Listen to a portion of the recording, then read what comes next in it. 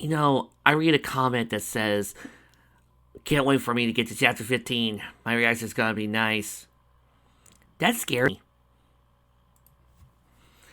There's always a catch. Moonbeam in Trixie's room was decorated with starry wallpaper. Moonbeam spent the first 20 minutes of the voyage turning the lights on and off, decorating the stars showing like real stars in the dark. Trixie lay on a blue canopy bed on the other side of the room, too deep in thought to be bugged by her daughter's antics. She wondered what it would be like to see her mother again. Even if she wasn't dying, Trixie wouldn't be immensely pleasant on a reunion. They were never close, not even before Trixie was banished.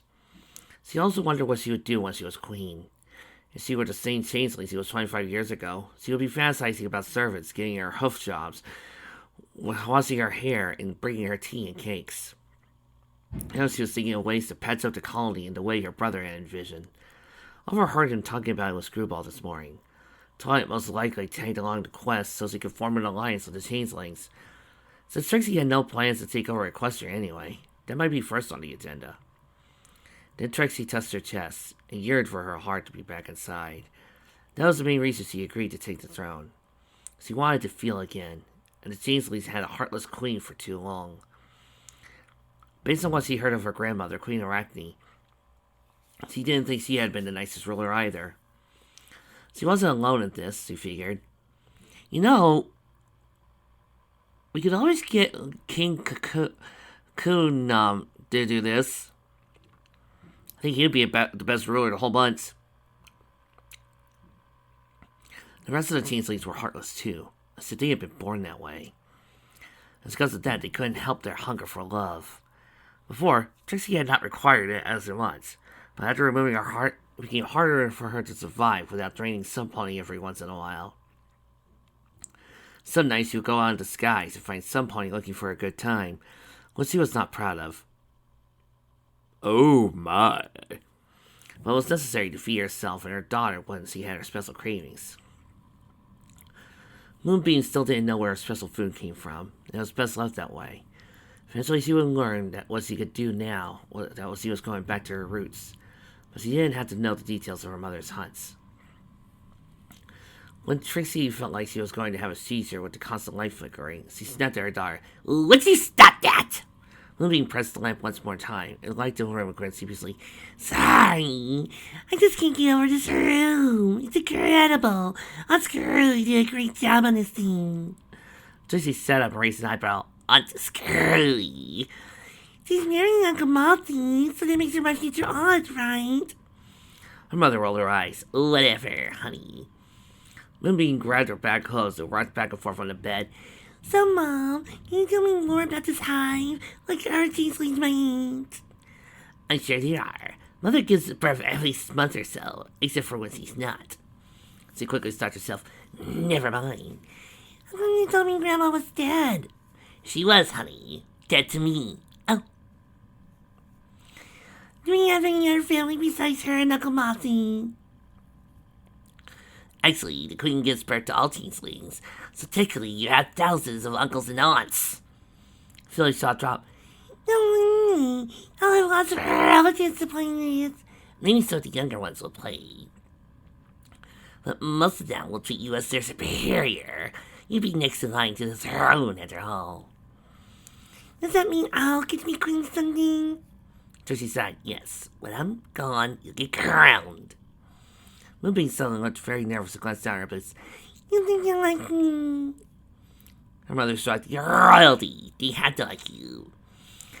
"Okay, but since I'll be one of the creatures that's just as strange as me, will I be able to be myself?" She pointed to her hat. Trixie's eyes widened. "Sweetie." She said as she walked over to her daughter. "You do realize that even for a changeling, your special traits aren't normal." Moonbeam sighed. "I know, but maybe they won't mind." Trixie paused. "You're the princess, so they'll probably ignore it. However, now that you're going to be a princess, you'll have to start training you. We'll start working on your transformations and your flying. I'll even teach you how to cover those wings up without a disguise." Her daughter frowned. "Mom, you don't think..."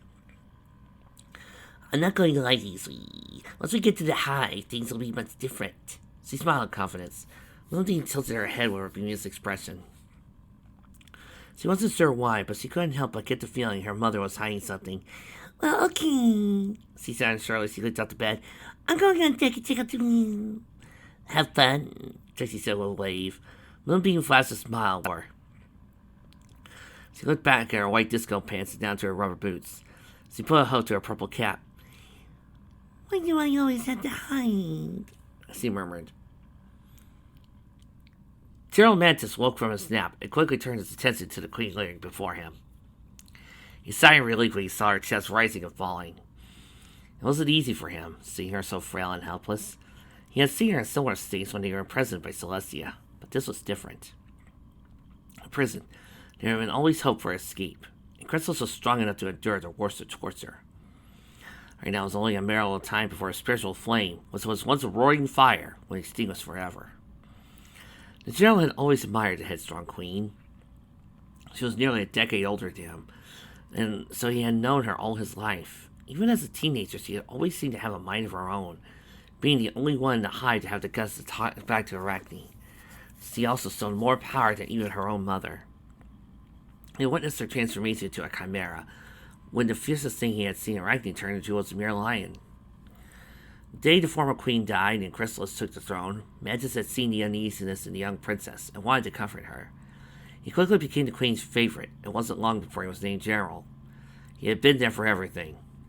The Heartless Reformation. Heartless?! Their attacks on Timbuktu, Trot, Carolot, Ponyville, Hollow Bastion.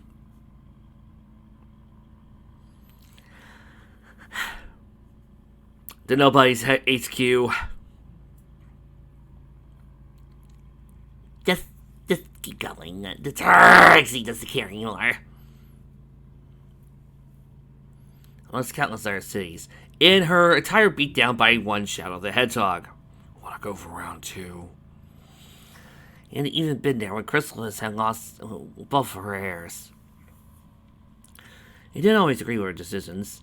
He had advised against banishing her daughter, and was horrified when he discovered she removed her own heart. Once he had thrown him in a volcano for making a mistake. Luckily, the accident only led to one of sins and chipped torn, once he covered with a metal tip. Nevertheless, he had always followed orders. He was more than just loyal to the queen. He would die for her. But it seems he was going to die first. Chrysalis let out a soft groan as she slowly awoke. Good morning, your majesty, Mantis greeted softly. See how... What's so good about it? It just might be my last morning.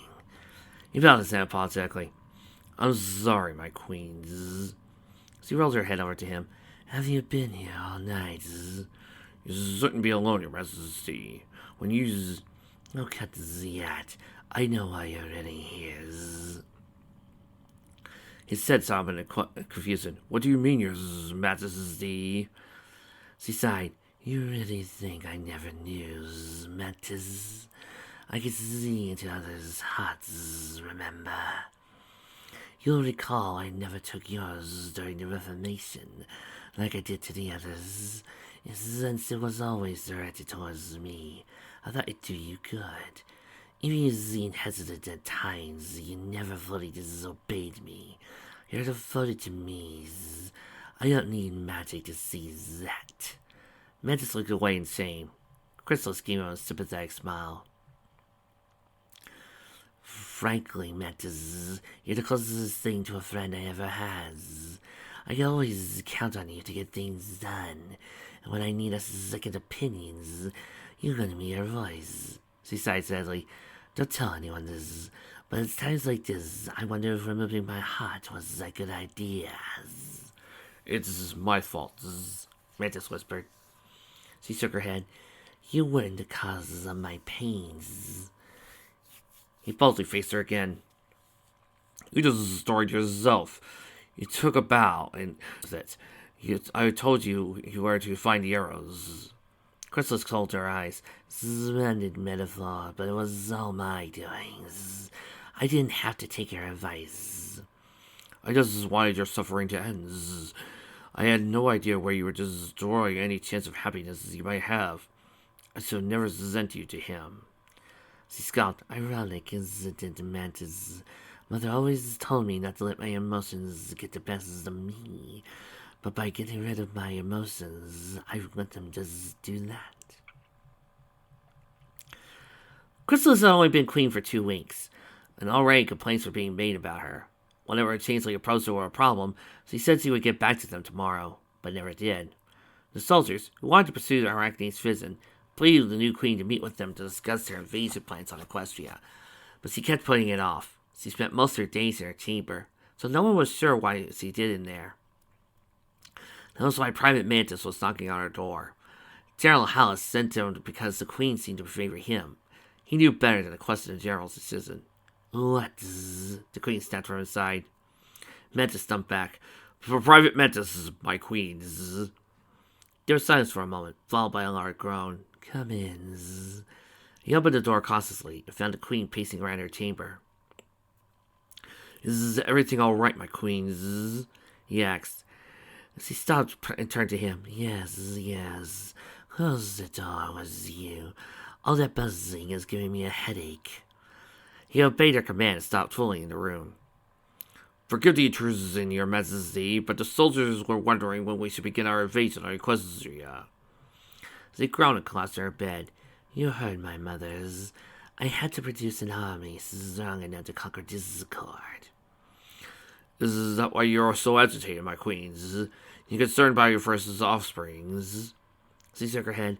I couldn't care less about offspring at the moment. Yeah, personally I prefer 3 doors down in Lincoln Park. The words shocked the private, but he didn't dictate his thoughts. We not have time to wait for new changelings to grow, he said. The scouts have already reported that the Equestrian princess are already searching for a way to defeat Discord. They sought refuge with Stars' world appeared. The general suggests we take them out first. Chrysalis shook her head again. No. Well then, should we start getting Discord's trust? He seems fond of that Celestia. Maybe we take her form and pretend to be on his side. No. She sat sitting up on bed. He jumped, putting his hook to his heart. Chrysalis sighed and lay back down. She wasn't sure what to do now. The queen seemed distraught, and Mantis felt the urge to comfort her. He levitated his helmet and took out blue cornflower he had found in the forest that morning. He coughed nervously, catching the queen's attention. When she saw the flower, Chrysalis sat up, looking confused. He stammered, rubbing the back of his head. Thought you could use something to brighten your day, Your Majesty. Chrysalis illuminated a horn and took the flower from him. She stared at it longingly. You don't understand, Mantis, she sighed. I just can't face him again. I want him to pray for hurting me, but I can also bear the thought of hurting him.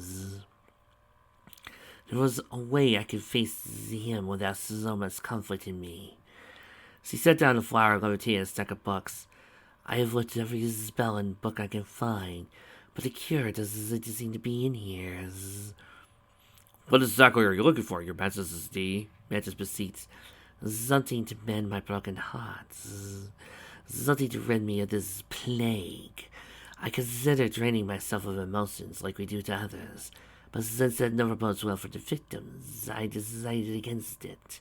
I need a spell that could do that, but still keep my body intact. He wants to see right in agony.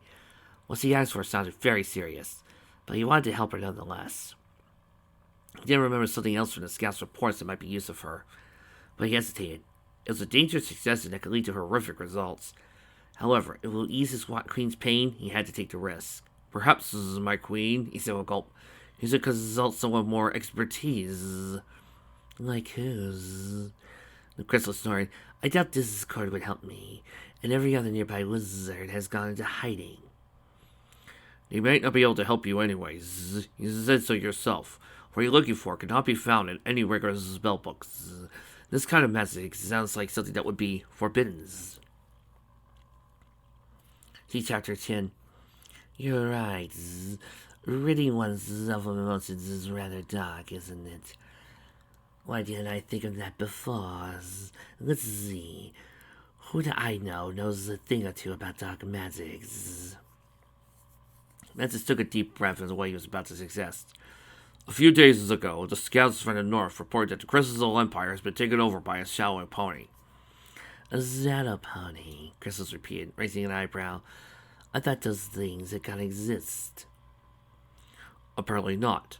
He calls himself Zombra, king of all monsters. The scouts weren't able to find much information. They didn't care to get close to the creature, but they said he wielded some of the darkest magic they ever seen. Really? She said thoughtfully. Perhaps he could be some help. Perhaps. Mantis said quietly. Chrysalis fluttered her wings and flew from the floor. I think I'll pay this Zombra a visit. But my queens, he fearfully protested. We don't know what this creature is capable of. Perhaps some of the soldiers can escort you. I'll be fine on my own. If he tries anything, I'll just do what Mother taught me. Take care of things while I'm gone, Mantis. Me? But I'm just a low-rank private. Not anymore. I'm promoting you to Lieutenant General. His jaw dropped. But that's the highest rank below General. Keep up the good work, and you might just replace that idiot Hellas. So he went down before departing. When Chrysalis reached the Crystal Empire, he disguised himself as a Pegasus. Below her, the once dazzling crystal ponies now lacked luster and were in chains. They seemed to be digging for something, but Chrysalis didn't have time to ponder on that. She caught the sight of a black unicorn and a fur-lined red cape overseeing his slaves on a balcony. His black mane moved like a shadow. His eyes glowed green and secreted smoke, and his red horn was curved and pointy. Even Chrysalis shivered in his presence. She landed behind him and greeted, King Zombra, I presume. He turned around in alarm and scowled, red horn glowed dangerously black. Okay, I'll do this once. Crystals. Is that all you can say? Crystals. All I gotta say is that this mean joke better not show up in Fall Starfleet parody. What are you doing up here? How did you escape? Chrysalis rolled her eyes and changed her true form. Savra's magic diminished. He tilted his head in confusion. A changeling. Queen of the changelings, to be exact, Chrysalis said proudly. He smirked and bowed. Sincerest apologies, Your Majesty. Zombra didn't mind the Queen's presence. He had nothing against changelings. Now tell me, he said as he straightened up, what brings you to my fair kingdom? She set forth, I hear you are skilled in dark magic. He shrugged, comes naturally for shadow ponies. What I need is a spell, something that regular magic cannot accomplish. If you help me, my army will be at your disposal. So those goody Forzu's princesses come to dethrone you. The king rubbed his chin with interest. What sort of spell? Something that can remove emotions, specifically those. He scoffed. Don't you changelings already do that? Yes, but it's forbidden for a changeling to do that to another. Even if that wasn't the case, it would leave the victim weak and helpless. The spell wouldn't happen to be for yourself, would it? Chrysalis did not reply. Very well. Keep your secrets. I think I know what you're looking for. Follow me. He led her into the castle, which was quite dark on the inside. In the middle of the throne room was a large staircase leading underground, which he gestured her for her to follow. She illuminated her horn not just for light, but in case the king was leading her into a trap. The spiral staircase was long and winding. It felt like hours before he reached the bottom. There was a door with a black crystal above it. Zombra laid his horn and shot a beam into the gem. The door opened to a study. As they went, he pulled a book off the shelf and opened it on the desk. Let's see, he said as he skimmed through the pages. It should be there. He tapped himself on the open page. Chrysalis peered over his shoulder and read the contents. The heartless spell, he said aloud, was just right next to the nobody spell. Kingdom Hearts, grant me the power of darkness. This is guaranteed to cure you of your broken heart. She looked down with wide eyes. She sighed sadly.